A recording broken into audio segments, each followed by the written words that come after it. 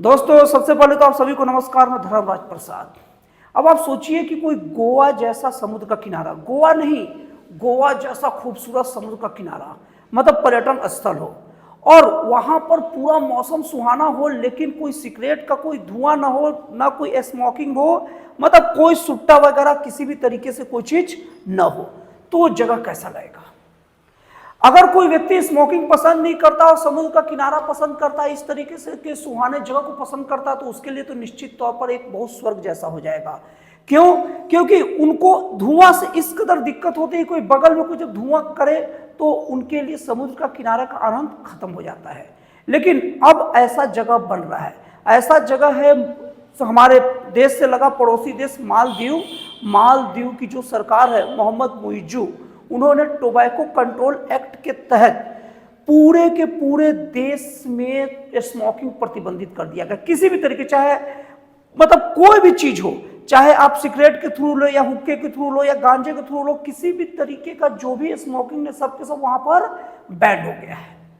अब ये देखने वाली बात है कि स्मोकिंग बैन करते वक्त यहां वो कहा गया है कि कोई भी ऐसा व्यक्ति जिसका जन्म 1 जनवरी 2007 के बाद हुआ हो, वो न स्मोकिंग कर सकता है, न स्मोकिंग का सामान ला सकता है, न उसका इधर उधर डिलीवरी कर सकता है और न ही वो उसे बेच सकता है।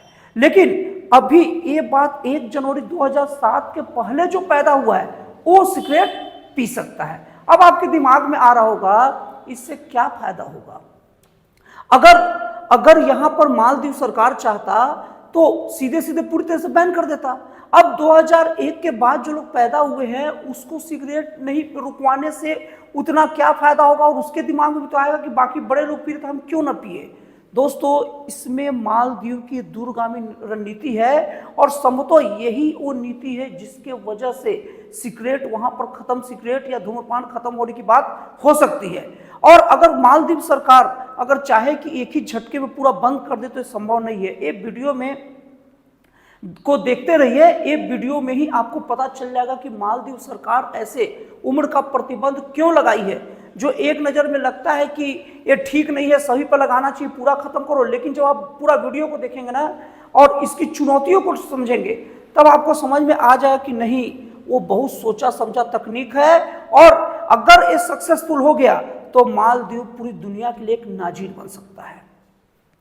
सबसे पहले तो आप लोगों को बता दूं कि ये निश्चित तौर पर अच्छा काम है और कोई भी अच्छा काम करने के लिए एक बड़ी कीमत चुकानी पड़ती है और उसको बहुत सारी चुनौतियों का मतलब चैलेंजेस का सामना भी करना पड़ता है। अगर चैलेंजेस की बात किया जाए तो सबसे पहली बात अगर देखा जाए तो मालदीव एक ऐसा देश है ना जो पूरी तरीके से आप पर्यटन पर निर्भर कहा जा सकता है। आप उसके पर्यटन को ऊपर निर्भरता को इस आधार पर समझ सकते हैं ना कि अभी मालदीव के कुछ बकलोल मंत्री, अभी नरेंद्र मोदी जी हमारे लक्षद्वीप गए थे, कावारती में समुद्र किनारे भारत का टूरिज्म सेक्टर का प्रचार किए थे, तो कुछ बकलोल जो मालदीव के जो मंत्री हैं ना, उनके बोल थोड़ा बिगड़ गए, वो थोड़ा बकलोली कर बैठे और भारत के बारे में, कुछ प्रधानमंत्री जी के बारे में कुछ उल्टी सीधी बातें की।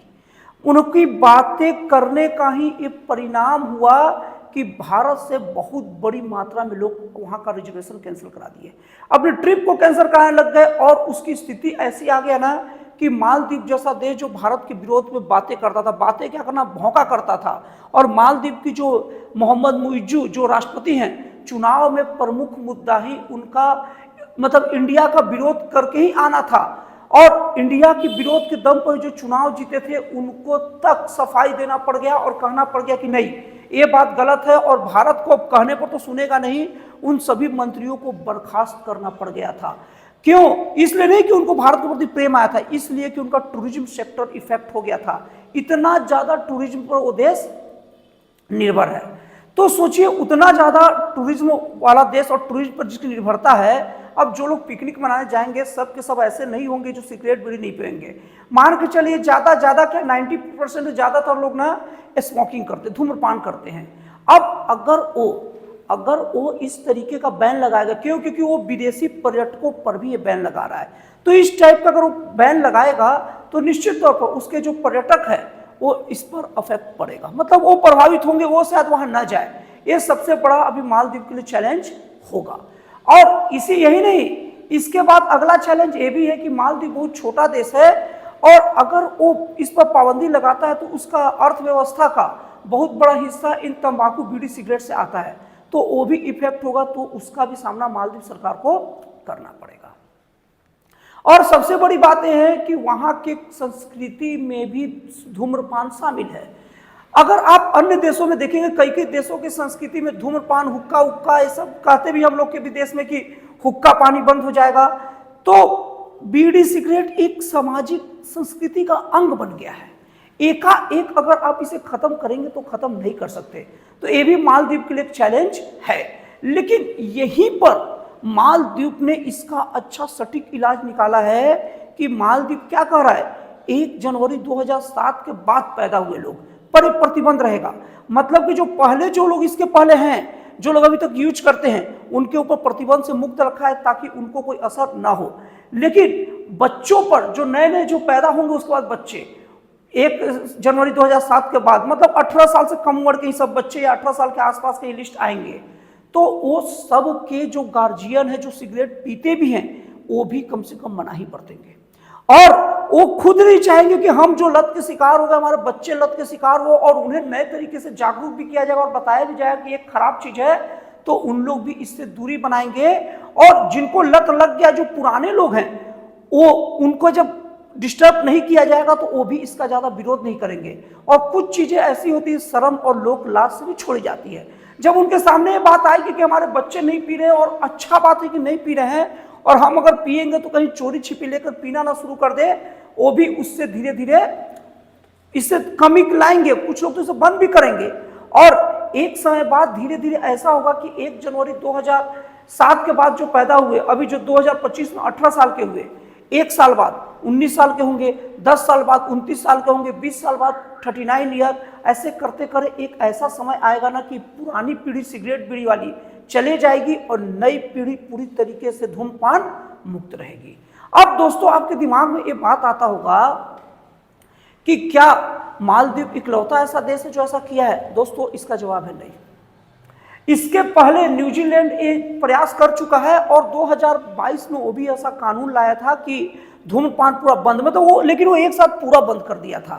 तो वहां पर इसका थोड़ा बहुत विरोध हुआ, लेकिन अगला जब चुनाव हुआ तो इस कानून को ही निरस्त कर दिया गया। लेकिन वहां पर एक चीज वही गलती हुआ था कि पूरे के ऊपर एक साथ बैन किया गया था। लेकिन मालदीव में एक अच्छा चीज ये है कि वो एक बैलेंस करके बंद कर रहा है, पुराने लोगों को डिस्टर्ब नहीं कर रहा, और नए जो लड़के हैं, जो बच्चे हैं, उनको रोक लगा रहा। और बच्चे को ऐसे लत रहता है, उन्हें देखा देखी सीखते हैं, लेकिन जब उन्हें पता चल जाए कि ये लत लगा है तो वो भी उसको नहीं यूज करेंगे।